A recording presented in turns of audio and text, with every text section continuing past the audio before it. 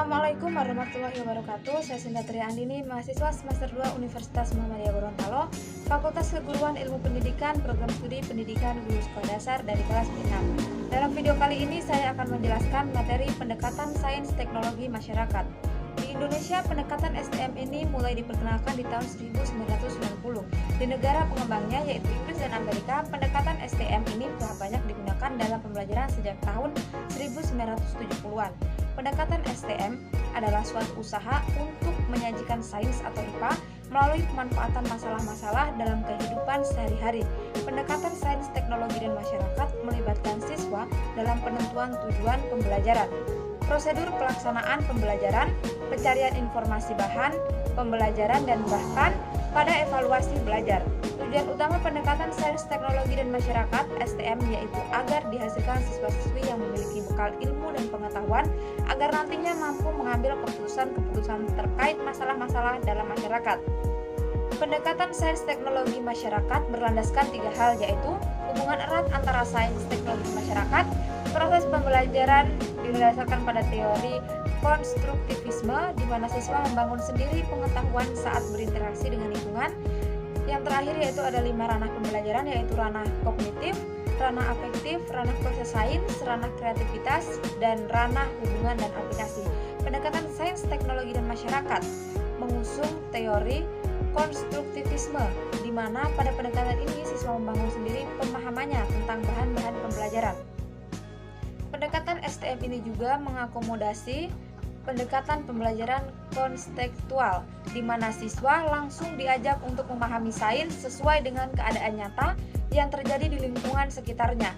Di dalam pendekatan STM, lingkungan tidak hanya berwujud lingkungan fisik, di mana siswa dapat mempelajari fenomena-fenomena alam abiotik, makhluk tak hidup, maupun fenomena-fenomena alam biotik, makhluk hidup, tetapi juga mempelajari dampaknya terhadap sosial masyarakat. Mengapa pendekatan STM sains teknologi masyarakat itu perlu diterapkan? Karena salah satu tujuan penting pembelajaran sains adalah lahirnya individu-individu yang selalu responsif terhadap pembelajaran ilmu pengetahuan dan teknologi, sekaligus peka terhadap isu-isu sosial yang timbul sebagai dampak dari perkembangan tersebut. Pendekatan STM dalam pembelajaran tentu dapat mengakomodir tujuan penting ini karena dalam pendekatan STM ini siswa juga diajarkan untuk memperhatikan masalah-masalah yang kemudian muncul sebagai dampak lain dari penggunaan teknologi-teknologi baru dalam kehidupan bermasyarakat. Dampak dari perkembangan sains dan teknologi di sini bukan hanya artian dampak negatif, tetapi juga ada dampak positifnya. Perlu dicatat bahwa sains dan teknologi serta masyarakat mempunyai hubungan timbal balik dan saling mempengaruhi.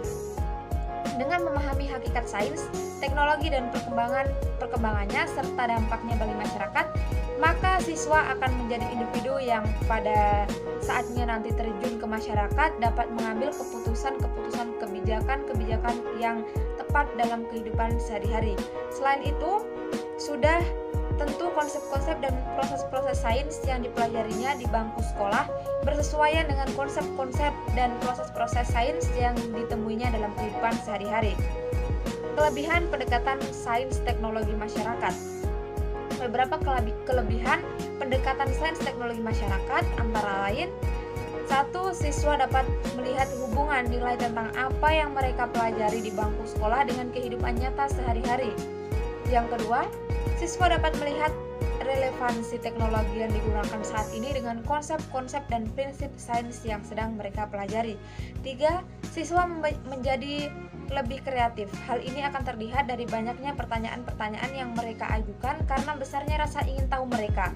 Mereka juga menjadi lebih mudah dan terampil mengidentifikasi penyebab atau dampak penggunaan suatu teknologi. 4. Siswa dapat melihat bahwa sains adalah alat yang tepat digunakan mampu memecahkan masalah-masalah. 5. Siswa akan menyadari bahwa proses-proses sains penting untuk dipelajari karena mereka memerlukan keterampilan yang sangat penting untuk dikuasai dalam tujuan memecahkan suatu masalah. 6. Siswa akan mempunyai retensi yang kuat terhadap pembelajaran yang dilangsungkan karena berlandaskan konstruktivisme dan kontekstual. Langkah-langkah Saintek pendekatan STM fase 1, invitasi. Pada fase pertama ini, Guru mengundang siswa untuk aktif dalam pembelajaran. Guru mulai menggali isu atau masalah dari siswa. Untuk melakukan ini, guru dapat mengajukan pertanyaan-pertanyaan yang mendorong siswa untuk memunculkan permasalahan. Jika pengenalian isu atau masalah ini siswa sukses, maka siswa akan lebih mudah termotivasi dalam mengikuti tahapan pembelajaran berikutnya. Selanjutnya, guru mencoba untuk membantu siswa untuk menghubungkan pembelajaran baru yang akan mereka jalani dengan pembelajaran sebelumnya, yang kemudian dilanjutkan dengan pembahasan tentang materi pokok pembelajaran dan manfaat praktis yang akan didapat bila mempelajari dengan baik. Fase 2, eksplorasi.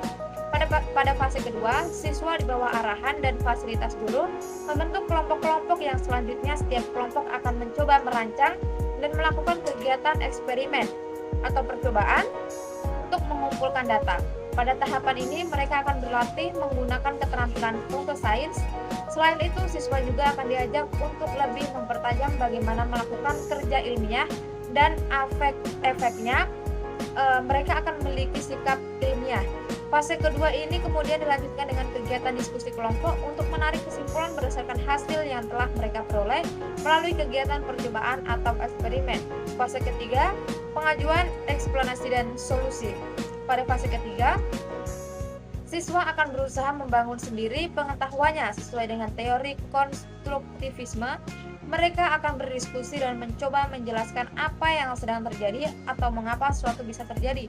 Selanjutnya, mereka akan mencoba menemukan solusi atau pemecahan masalah. Dalam hal ini, tentu saja solusi atau pemecahan masalah yang diberikan sesuai dengan informasi-informasi yang mereka peroleh dari kegiatan eksplorasi.